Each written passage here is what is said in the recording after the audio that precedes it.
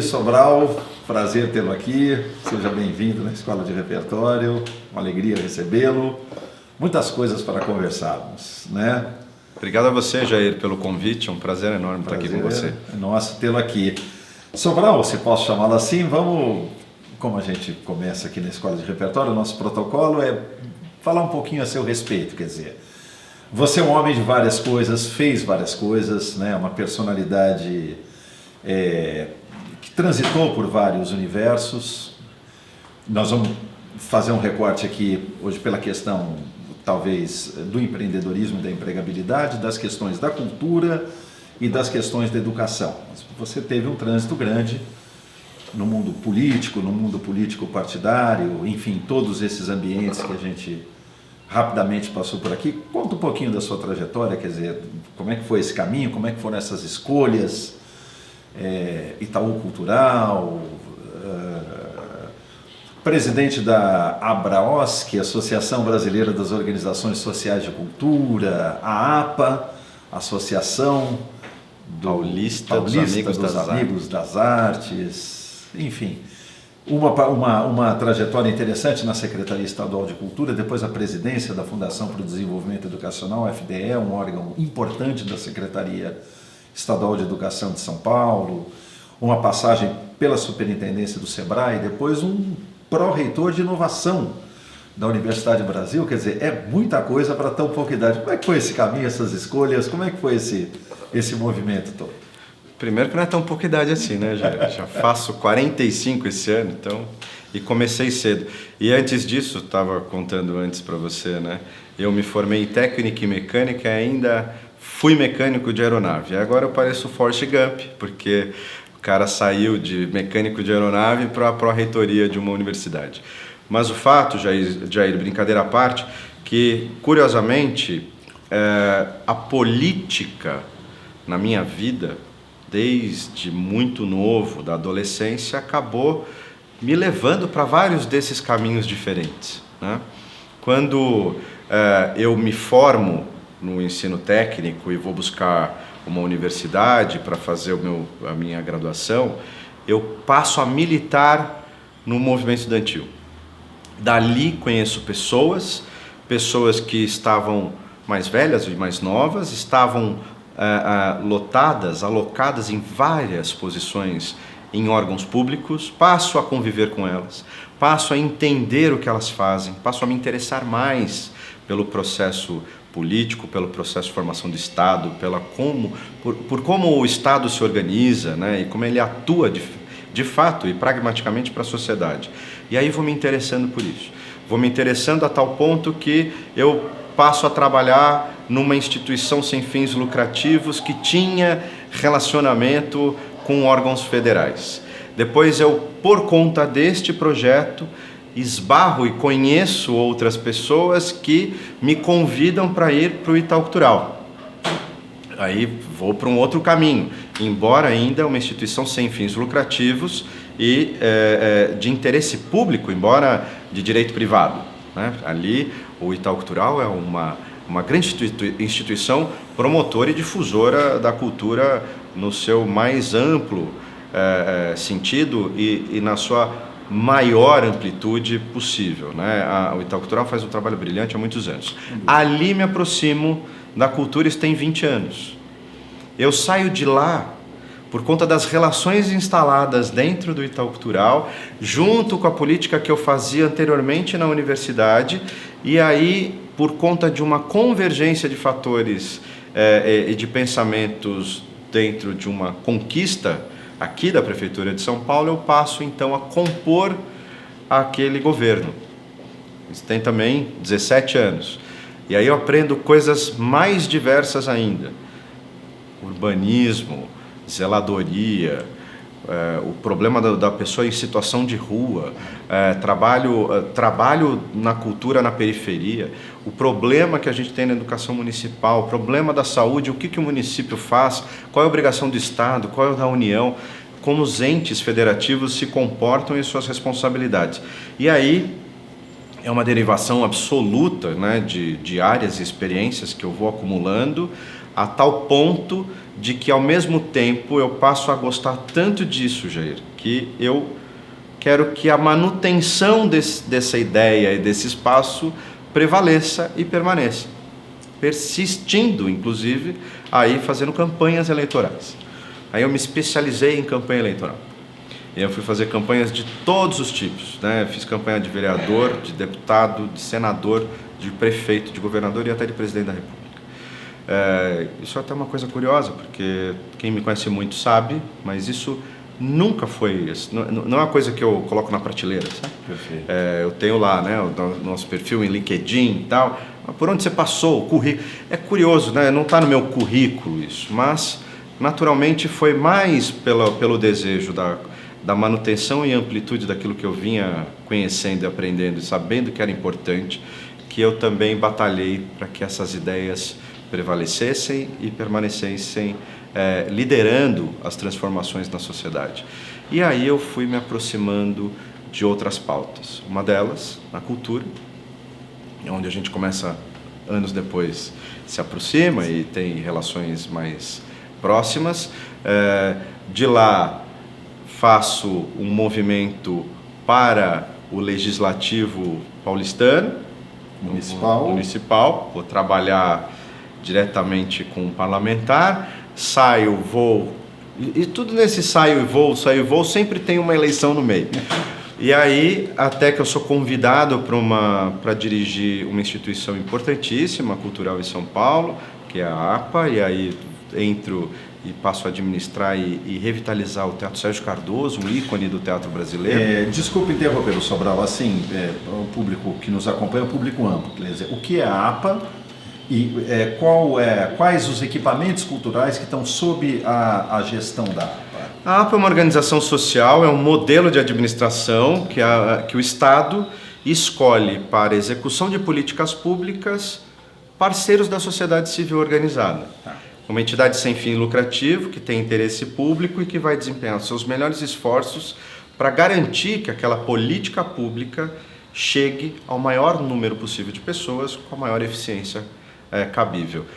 Esta parceria, que é determinante hoje em dia, por exemplo, para o desenvolvimento de saúde, de redes hospitalares aqui no estado de São Paulo, e que a cultura conseguiu ampliar numericamente a sua produção cultural, a sua oferta de museus, né, aqui no estado de São Paulo todo, foi possível pela parceria com a sociedade civil. Isso é uma política pública. E é a política pública que é feita pela política, pelo Estado, pelos atores da política, né? Então, assim, sempre fortalecendo uma política e executando a política, e eu colaborando, então, desta vez, com uma instituição sólida, que era a APA, Associação Paulista dos Amigos da Arte, que dirigia 2 teatros, um aqui em São Paulo, do Teatro Sérgio Cardoso, icônico teatro paulistano, 40 anos de história, mais um teatro em Araras, Teatro Paulo Russo, dessas coisas que também a política é curiosa, porque é chamado do Teatro da Sogra, porque Orestes Quercia, governador de São Paulo, recebe a sogra e ele apresenta o projeto do Niemeyer, do Memorial da América Latina para ele, que estava em projeto para ela, e ela então diz, mais um teatro em São Paulo? Na sua cidade até hoje não tem um teatro. Ele vira para o Niemeyer e então, faz favor então de projetar um teatro em Araras. E assim Araras tem um teatro público estadual. Além disso, uma série de festivais que a APA promove, incluindo a Virada Cultural do Estado de São Paulo. A repetição, é o modelo que existe na capital paulistana, que foi construído e produzido aqui no interior de São Paulo, em várias cidades. Cada ano é numa região, muitas regiões já foram contempladas, e isso ajuda a promover essa circulação de conteúdo cultural, de acesso e democratização do acesso de forma mais abrangente, né? E com vistas à amplitude e ampliação do repertório regional das pessoas, dos seus consumidores e também das trocas artísticas, né? Um artista de uma região que toca na outra e assim sucessivamente, permitindo essa troca de experiências determinante para você evoluir, avançar na sua capacidade, na sua performance. É uma baita de uma instituição, ela colaborou muito com a formação do Fórum Brasileiro pelos Direitos Culturais, em momentos que o Brasil vive e ainda vem vivendo esse debate que começa a ganhar outras cores, outras problemáticas sobre a importância do financiamento cultural brasileiro, do que é financiável ou não, o que o Estado atual, o que o governo atual acha, qual é o papel do Estado, essa mistura entre governo e Estado, né? O que a sociedade pensa de tudo isso e no final das contas, vários agentes culturais vêm se reunindo há muito tempo para debater, sustentar e viabilizar e construir um ideário que garanta a sobrevivência do investimento cultural brasileiro. Essa instituição ela está em várias cidades paulistas e ela foi muito importante na construção de uma associação nacional, né? E que defende o modelo. Esse modelo de organização social, que é a parceria da sociedade civil, que precisa ser refletido para o país todo.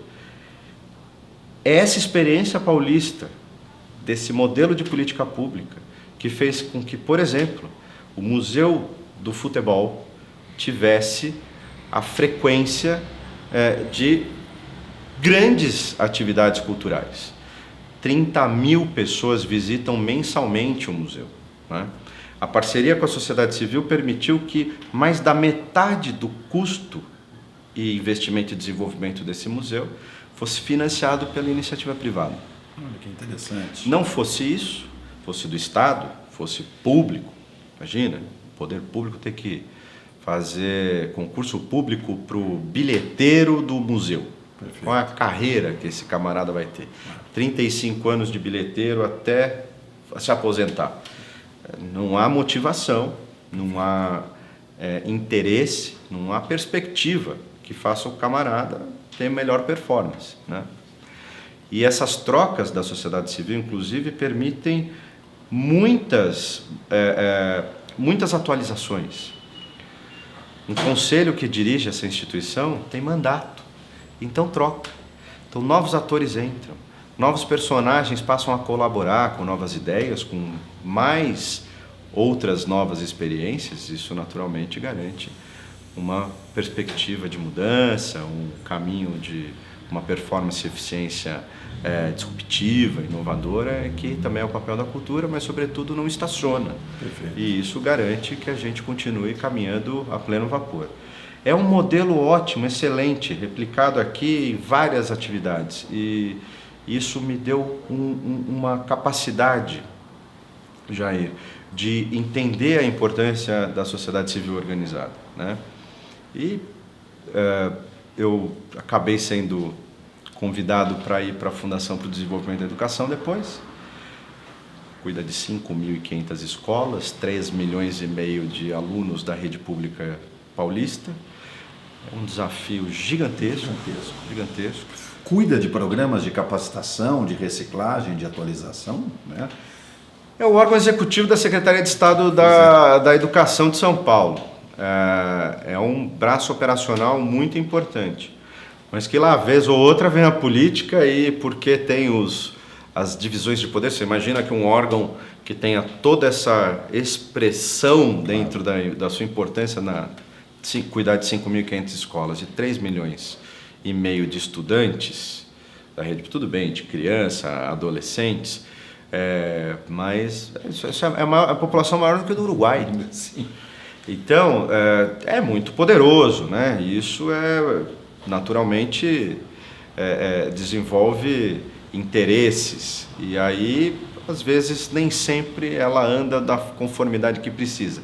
Mas é uma instituição muito forte, uma fundação que existe há mais de 30 anos, foi constituída no processo constitucional de obrigação da universalização da educação no Brasil. Perfeito. E da municipalização do ensino fundamental. Antigamente, que a gente chamava de primário. Isso. Hoje em dia é Fundamental 1, depois o 2, que é o antigo ginásio. E, no final, esse foi um órgão determinante para São Paulo estar no estágio que está, porque tem maior desenvoltura, maior especialidade, né, para fazer as coisas, e conseguiu avançar muito na educação paulista. Faz programas de capacitação, apoia os estudantes universitários de baixa renda, que, como não tem vaga na pública para todo mundo, então tem programas, tiveram mais, hoje um pouco menos, mas sempre dirigiu um programa lindo chamado Escola da Família, que patrocina, dá bolsa para aqueles que de baixa renda queiram ter uma graduação, né? Formar, ter uma profissão no futuro, e a contrapartida é colaborar com a escola do bairro, colaborar com a ampliação das atividades para a comunidade escolar, que é o aluno, o professor, os pais e o entorno. Claro. Isso cria fruição, isso cria pertencimento, isso reduz problemas de manutenção, isso de apropriação da escola como patrimônio público para essas pessoas, de ter orgulho, carinho pelo aquele ambiente escolar, e ainda colabora com a ampliação das atividades para além da sala de aula. Então, isso me permite já, quer dizer, colocar aqui uma questão, né, Sobral? Educação não é uma coisa que se resolve só dentro da sala de aula, né? Quer dizer, ela é mais ampla. Educação é sempre mais ampla do que a escolarização, né? O próprio caminho que você está traçando, pertencimento, senso de comunidade, entender aquilo também como um equipamento esportivo ou como equipamento cultural, a própria comunidade. Ou seja, a educação não se faz só dentro da sala de aula, né? Ela é uma coisa maior. É isso mesmo? A educação definitivamente não se faz só na escola de aula. No entanto, e é importante neste momento frisar, que é determinante que a criança esteja na sala de aula. Perfeito. Não é suficiente, mas é premissa básica. Sim. Não adianta tirar as crianças da escola porque não é suficiente, porque senão teremos zero, né? Perfeito. Então, é fato que a escola é preponderante, que a criança e o jovem precisa estar na escola, dentro da sala de aula, mas só isso não haverá cidadãos preparados para os desafios da contemporaneidade. A gente comparar a métrica mundial, que a gente chama de PISA, que é um índice sobre a escolaridade, sobretudo entre os países em desenvolvimento, os países economicamente importantes do mundo, o Brasil está muito aquém daquilo que deveria estar, medido os seus índices de escolaridade e de repertório. E de domínio de certas habilidades. Habilidades, né? Básicas de línguas ou de matemática, expressão, que é uma coisa simplérrima, porque isso é universal. Sim. A sua língua, como você se comunica, e a matemática, e mais as outras atividades como ciência, que gera inovação, que gera outras capacidades criativas, e que a gente está muito, mas muito aquém de muitos países que estão liderando economicamente o planeta. Então não tem muita mágica quando a gente olha a forma como a gente oferece educação e repertório para o nosso jovem, para a nossa criança, e o lugar que nós estamos. A gente é fruto daquilo que a gente constrói. É o tal do plantio, né? Plantar e não regar, não nasce. Plantar em qualquer terra, plantar de qualquer jeito, não cuidar, não cultivar, não vai acontecer. E os dados lógicos, se a gente pensar de 20 anos para cá, melhoraram muito, mas ainda assim a gente não consegue nem de perto alcançar, por exemplo, a China, sim, que exige, pode discutir se é muito ou pouco, mas ela exige hoje, num padrão para atender índices mundiais, 10 horas de formação. E não são 10 horas por dia. E não são 10 horas dentro de uma sala de aula. É evidente. Tem atividade criativa, tem muita atividade criativa. Tem atividade esportiva, tem muita atividade esportiva. Né? Tem atividade para empreendedorismo, atividade científica. E, naturalmente, lá ou dentro do seu processo pedagógico oriental lá, daquilo que eles entendem como educação básica formal. Mas o conjunto é muito expressivo, eles estão há décadas fazendo isso já, e é por isso que eles chegaram na potência rapidamente que chegaram, e nós, ao contrário disso, ainda estamos ensaiando como é que a gente vai oferecer o ensino integral para os nossos alunos, e quando a gente faz, parece uma surpreendente novidade e que isso vai realmente revolucionar. Não, é para ficar menos atrás, né? Para ficar menos atrás.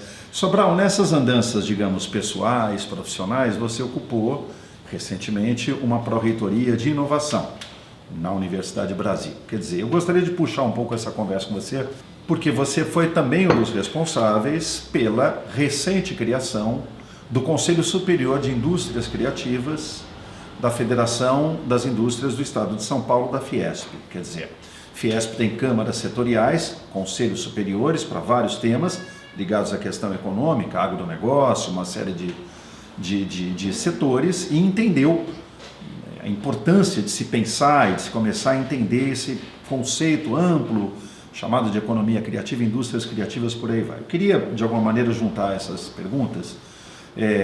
Na criação do Conselho Superior das Indústrias Criativas e na sua experiência como pró-reitor de inovação, quer dizer, no mundo contemporâneo, na sociedade contemporânea, qual é o papel, de fato, da disrupção, da inovação, na geração de riqueza e na geração de desenvolvimento? Jair, o mundo ultimamente é feito de inovação permanente. O homem contemporâneo, ele multiplica o seu conhecimento a cada meio-dia, tá certo? As pessoas permanentemente têm novas ideias, têm novos estímulos. Isso não é só uma questão de participação e do seu comportamento social, mas isso evidentemente tem sido tracionado pelas riquezas acumuladas que essa atividade ou que esses impulsionamentos criativos e inovadores geram, né? Tem uma expectativa, né? A gente vai falar dos homens mais ricos do mundo, todos estão no campo da tecnologia, da inovação e da criatividade. Perfeito. Né? Um passo atrás, quando eu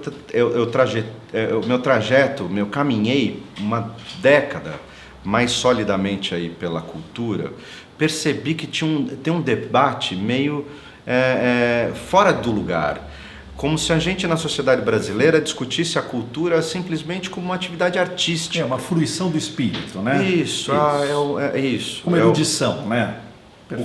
O que cada vez está mais distante da realidade e do dia a dia das pessoas. Perfeito. E no fim, eu que não sou artista, não sou produtor cultural, sou administrador de empresa e tinha passado por outras atividades da administração pública e privada, percebi que, ao contrário do que aqueles que produzem, mas também muitos do que consomem enxergavam, entendi que a cultura e a arte ela tem papel preponderante no desenvolvimento econômico e no processo criativo. Perfeito. E aí tem uma expressão que a gente cunhou, né, na Fiesp, lá no recém-inaugurado Conselho da Indústria Criativa, que o Paulo Scaff concordou imediatamente, porque entendeu a importância da indústria 4.0, que é criativa, que precisa mais da inovação do que do chão da fábrica. Gera muito mais valor agregado, que é um problema econômico que o Brasil vive de commodity e que precisa ajudar a alavancar essa capacidade de diálogo e de mesclagem entre o agronegócio, a atividade artística, o setor econômico, a indústria têxtil, todo mundo. É importante que faça esse intercâmbio, né, de experiências, de capacidades e competências, e a partir daí, entendendo a importância para uma nova revolução industrial, que é a 4.0, criou esse conselho. Nós cunhamos ali uma expressão que para o homem empreender é necessário que ele tenha criatividade. Para ter criatividade, precisa ser criativo. E só há duas maneiras de o homem desenvolver a sua criatividade: pela ciência ou pela arte.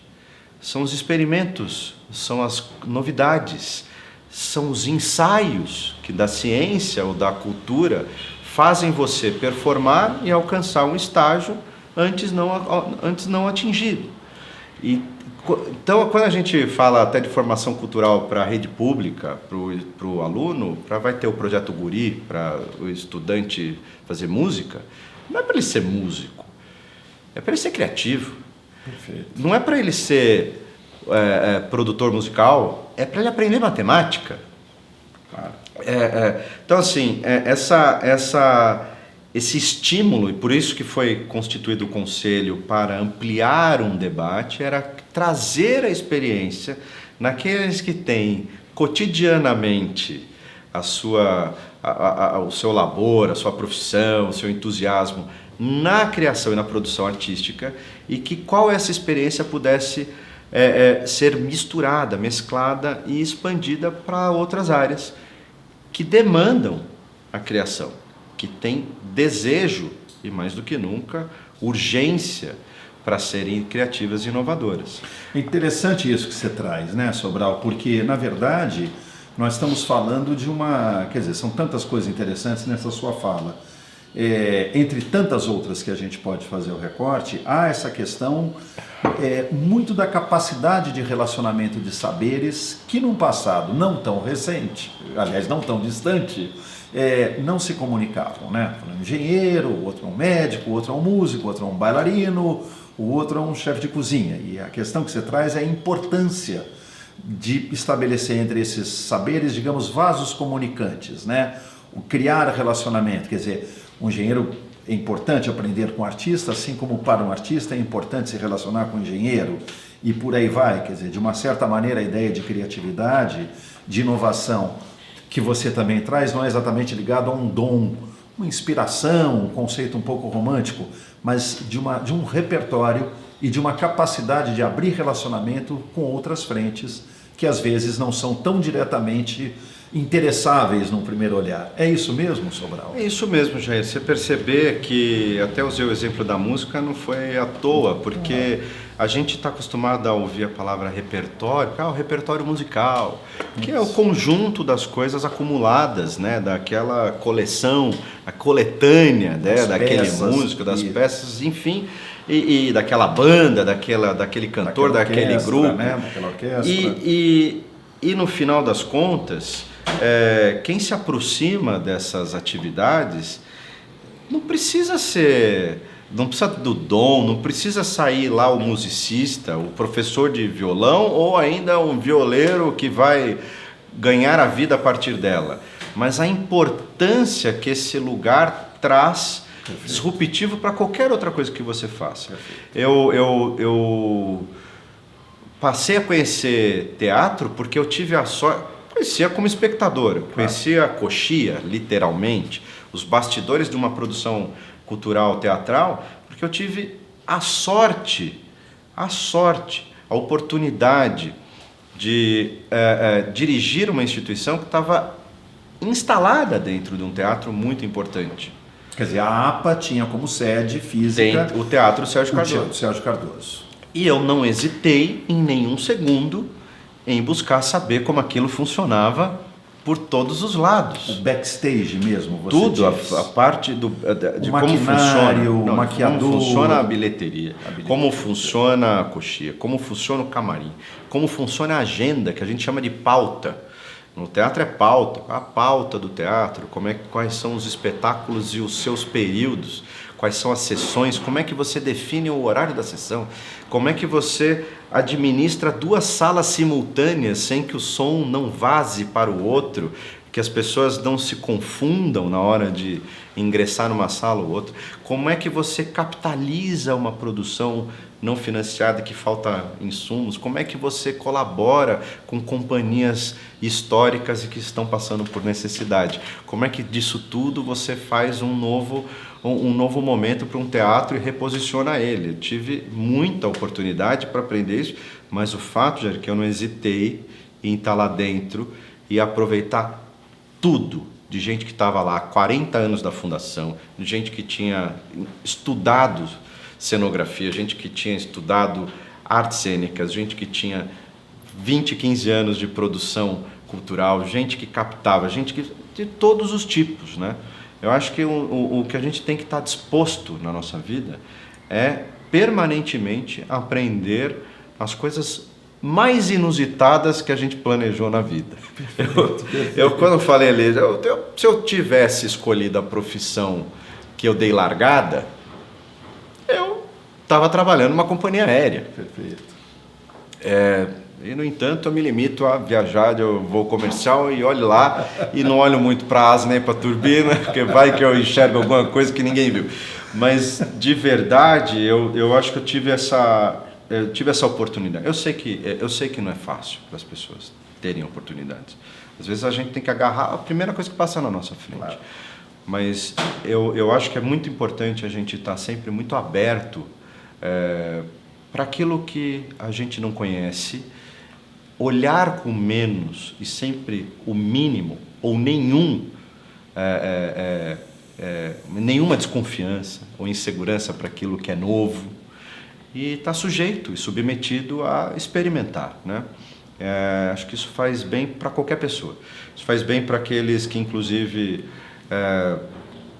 têm que se reposicionar no seu mercado de trabalho, né? Depois do Covid, inclusive, de gente que tinha negócios muito de longo prazo e acabaram não dando conta, encerraram suas atividades, gente que se sente um pouco mais, com uma idade mais avançada e não tem mais o expediente de voltar para uma cadeira de graduação escolar para aprender do zero e também não precisa, porque cada vez mais a gente tem especializações dirigidas e muito específicas dentro do mercado educacional brasileiro. E combinadas também, né, Sobral? Recentemente teve 2 entrevistas aqui no Café com o Repertório, no qual exploramos essa questão, né? Que talvez a própria ideia de carreira, no sentido tradicional, algo linear, eu começo como boy, termino como diretor, né, no sentido muito reto, ela não tenha mais lugar no mundo de hoje, um mundo de alto grau de diversidade, de transição de carreira. Outras expressões começam a ser colocadas, seu trabalho tem propósito, está afinado com seus valores, se não está, vou buscar outra coisa. Toda a questão do empreendedorismo, que se coloca de maneira muito contemporânea, antigamente se entrava numa corporação, hoje tem uma questão, quero abrir um negócio, quero fazer um negócio, quero... Enfim, você tem toda uma configuração, inclusive de empregabilidade, no qual essa questão de trânsito de saberes, de abrir vasos comunicantes entre essas diversas áreas, se coloca como uma questão interessante, né? E no fundo, se a gente está caminhando para um processo mais criativo dentro da sociedade, que vai gerar mais inovação e novos negócios e com mais velocidade, naturalmente as oportunidades e a diversidade de escolhas, ela sempre será na mesma proporção do volume das novas criações. E isso reflete muito quando a gente hoje, Jair, percebe dentro de uma instituição de ensino superior, quando um jovem vai buscar uma formação. O jovem hoje não tem nem a perspectiva de encerrar um bacharelado de 4 anos e ele ter a garantia que depois de 4 ele ainda quer a mesma coisa. Porque provavelmente o que ele escolheu hoje é baseado ou balizado pelas realidades e as atividades aparentes de hoje e que com a mudança muito vertiginosa e rápida, em 4 anos tudo será tão diferente que aquilo que balizou a decisão de 4 anos anteriormente já não faz mais sentido. Perfeito. Então você percebe isso com coisas assim: quero fazer cursos mais curtos, quero fazer cursos mais imediatos, quero especializações mais dirigidas, mais concisas, mais específicas. A busca da especificidade é um pouco desse lugar que me serve agora e para este momento, e eu não sei se vai ser isso importante daqui por diante, ou melhor, daqui 10 anos ou daqui 5 anos. Mas naturalmente a gente sabe que quanto mais você aprende, mais você acumula, quanto mais experiência, mais diversidade você assume e, portanto, você consegue ser mais disruptivo, inovador e se ambientar em qualquer tipo de espaço, né? Mas ao mesmo tempo, Sobral, quer dizer, ao mesmo tempo, né? Não ao invés de, mas ao mesmo tempo, você é um bom exemplo para isso, se me permite o elogio, quer dizer, ser um generalista ou ter aspirações generalistas também é importante. Né, o mundo de hoje, me parece. Me parece que alguém que também que tenha, vamos dizer assim, um repertório básico, digamos assim, que lhe permite dar algumas bússolas para navegar por áreas, não vou dizer diferentes, mas com níveis de complementaridade, também é interessante. E especializações mais pontuais para aquela questão circunstancial, quer dizer, como é que você entende, você que dirigiu um órgão público, a FDE, a Fundação para o Desenvolvimento Educacional, né? Quer dizer, que olhou, teve um lugar privilegiado para olhar uma realidade educacional ampla, conheceu várias experiências de ensino público, privado, estaduais, nacionais e internacionais. Quer dizer, como que você entende essa questão dessa especialização direta, mas ao mesmo tempo da importância de uma coisa mais generalista ou generalizante? Mas isso também é uma questão de uma trajetória, né? Como eu disse, quando eu tive a oportunidade de dirigir uma instituição dentro de um teatro, eu não me esquivei e muito menos não perdi a oportunidade de conhecer a fundo e especialmente como funciona a roldana de um teatro. Claro. E eu acho que é isso que a gente não pode perder de vista, né? E que as coisas que a gente se especializa não são descartáveis, porque a partir do momento que a gente conhece e é definitivo, uma hora você vai utilizá-la novamente, né? E isso, pelo menos para a minha vida, tem sido assim, e pelas pessoas com quem eu convivo, ou as lideranças, por exemplo, que eu convido para dirigir determinadas tarefas ou funções, como, por exemplo, foi na universidade, numa reestruturação que a gente fez de um negócio que atravessou problemas institucionais, econômicos, a maior crise sanitária que o Brasil viveu da pandemia, que isso afetou perspectiva de emprego, a disposição do serviço, porque era presencial, escola, né? E mais do que nunca, comprimiu e reduziu a renda das pessoas e, portanto, elas não tinham nem como financiar esse serviço. Neste processo todo de reestruturação, eu fiz questão de ter uma equipe de gente que não era só da academia, claro, que não era só de uma reestruturação financeira, que não era só de uma recomposição de marca, né, para a gente se reposicionar reputacionalmente ou, enfim, reconstituir aquela instituição que já era histórica. A questão é que cada um e cada qual na sua especialidade, que não era exatamente do ramo da educação superior, conseguiram também colaborar muito com o desempenho, porque você, por mais que tenha uma especialidade que naquele objetivo não tem uma funcionalidade, sempre alguém vai ter como colaborar de forma disruptiva para a solução de problemas que estão postos, né? E naturalmente, quando a gente busca uma carreira, uma profissão, a gente tem que estar disposto, se é uma carreira, a num determinado momento liderar equipes. A vida é para a gente ser líder e liderado. Perfeito. Mas tem muita gente que também procura só aquela funcionalidade mais padrão, né?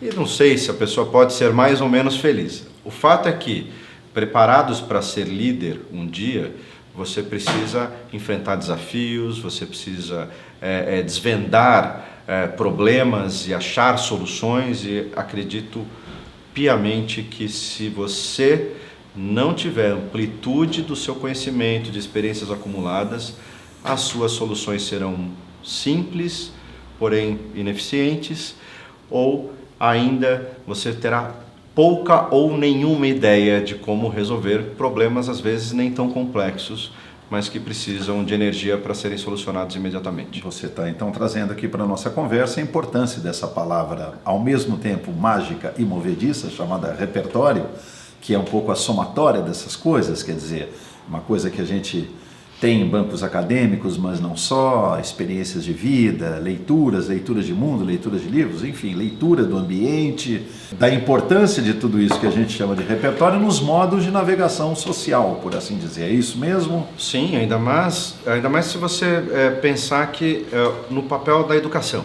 Perfeito. Ou da cultura, que forma o cidadão, que forma o indivíduo, que tem papel preponderante de oferecer o conhecimento e as experiências acumuladas individuais que transferem para o coletivo. Como é que essas pessoas que dirigem esses lugares ou promovem esses lugares podem ter menos daquilo que se deseja, aquilo que vai oferecer, né?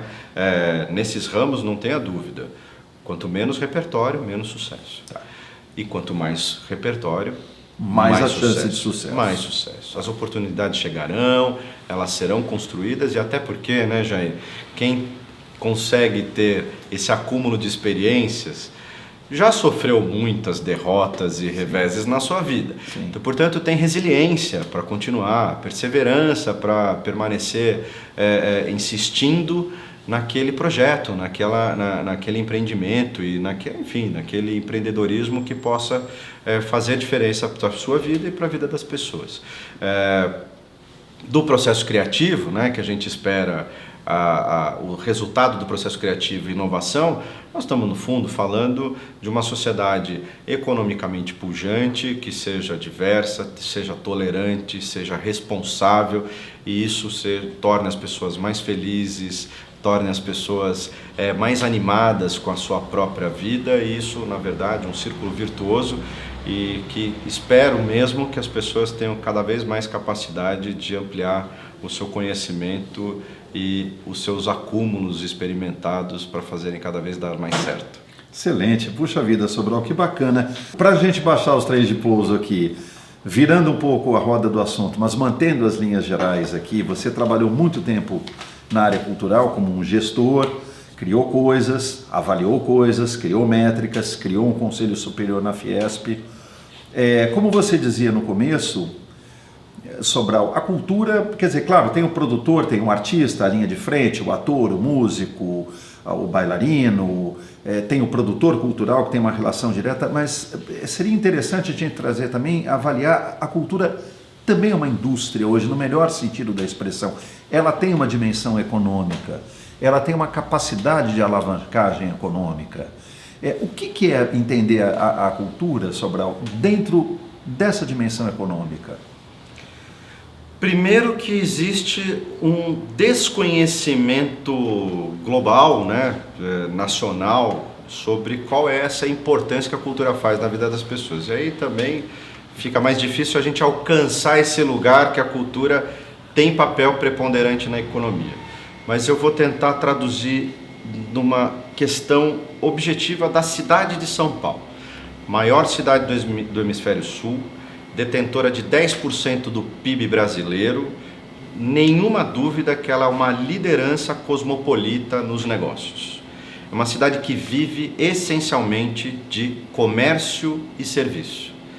O que move essa cidade, que é economicamente do comércio e serviço, é impulsionado basicamente por eventos. E os eventos têm três naturezas: esportivos, de negócios e culturais. Se tirar a atividade artística cultural de uma cidade como São Paulo, a gente mata uma cidade desse tamanho. Gera muito menos emprego, gera muito menos economia, porque a hora que o artista sobe num palco, tem um camarada que veio de fora e se hospedou na casa de alguém ou num hotel. Depois ele foi no supermercado, ou ele foi no restaurante. Depois ele tomou uma bebida, ele foi na farmácia, ele pegou um táxi, ele tomou um Uber, ele passou na loja, passou numa rua comercial, levou as blusas ou as encomendas para sua família em outra cidade. Ele movimentou um sem número de atividades econômicas pelo simples fato que ele veio assistir um show ou um espetáculo. Mas isso, estou falando do espectador, que já por si só já movimenta tudo isso.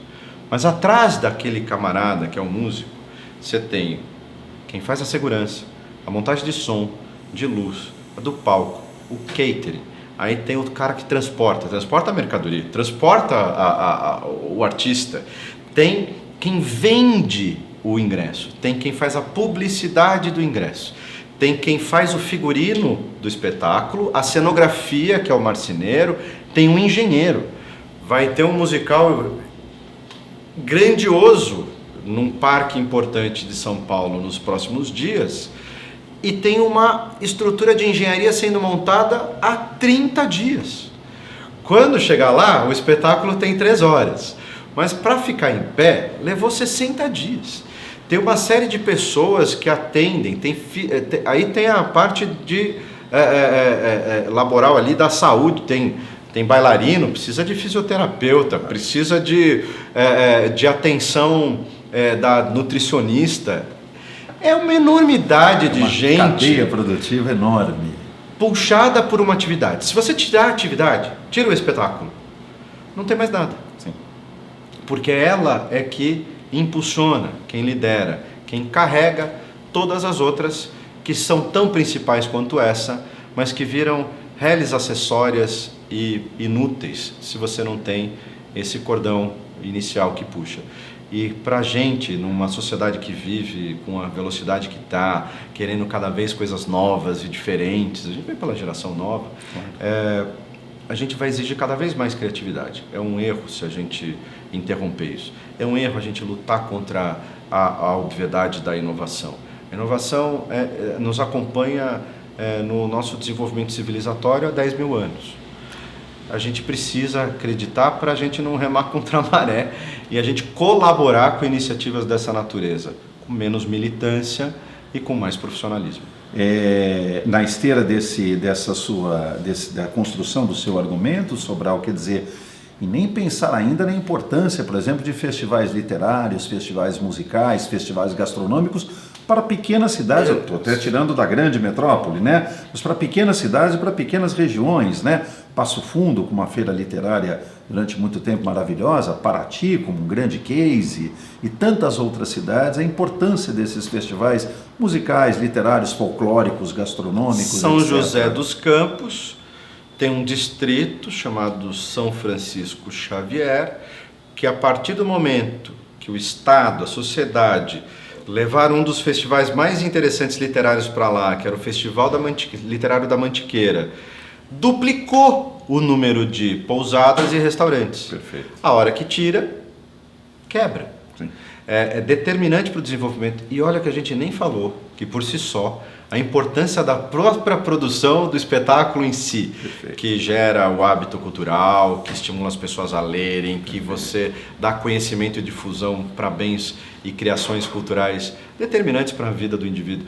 Mas o fato é que, se a gente não quiser pensar do ponto de vista filosófico da importância da arte na sua vida, uma coisa é certa, ela vai te trazer uma grandiosidade de vantagens econômicas territoriais, sem gerar conflito, sem gerar poluição, gerando valor agregado e, sobretudo, garantindo o repertório que você precisa para a sua vida. Excelente, excelente.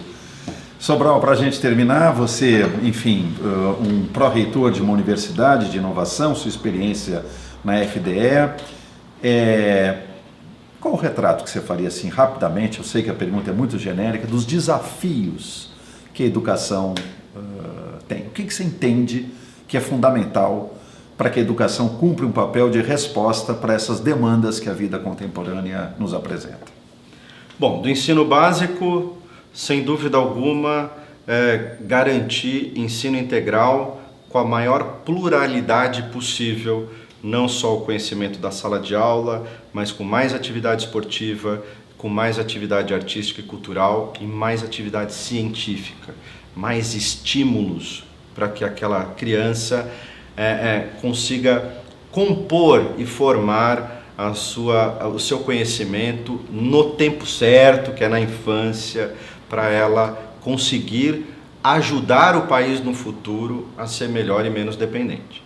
Uma educação básica, integral, plural. Perfeito. No ensino médio, a gente precisa começar a repensar a capacitação técnica. Falta no Brasil técnicos, inacreditavelmente, precisa retomar essa agenda, precisa começar a discutir com propriedade, mesmo que ainda aparente pouca idade, na adolescência, a caminho da juventude.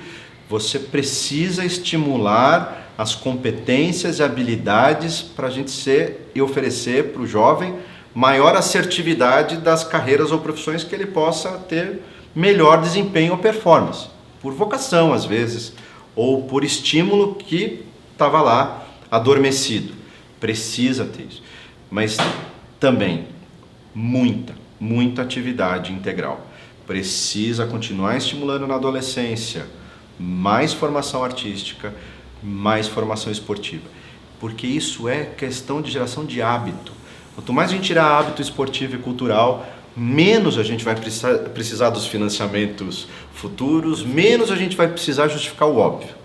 E no ensino superior, a gente precisa reduzir o hiato que existe entre a regulação do Estado brasileiro e a realidade.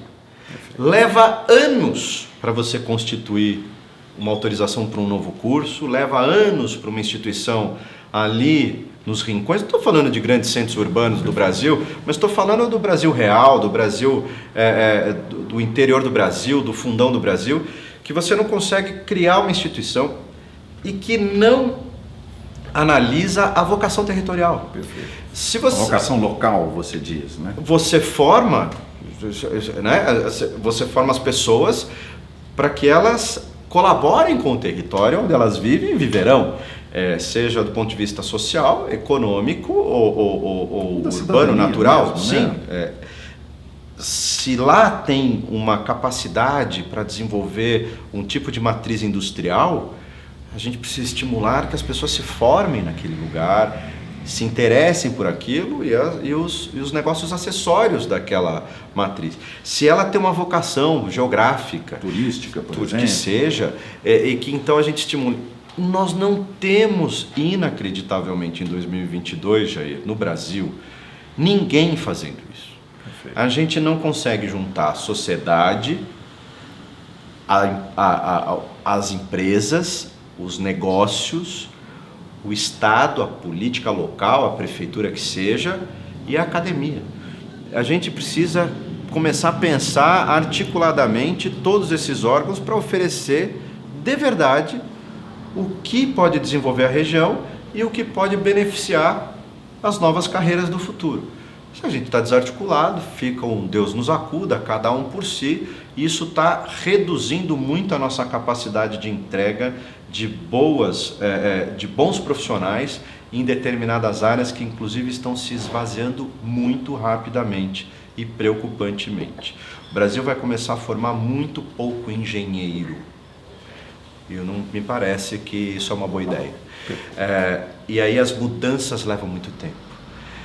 E aí o jovem já foi, ele já escolheu, ele já partiu. A gente está discutindo a implantação de uma nova base nacional comum curricular que está implantada em tese desde 2018. Quem começou lá e optou por estudar alguma coisa, já foi. Já passou pelo ensino médio, já passou pelo ensino superior.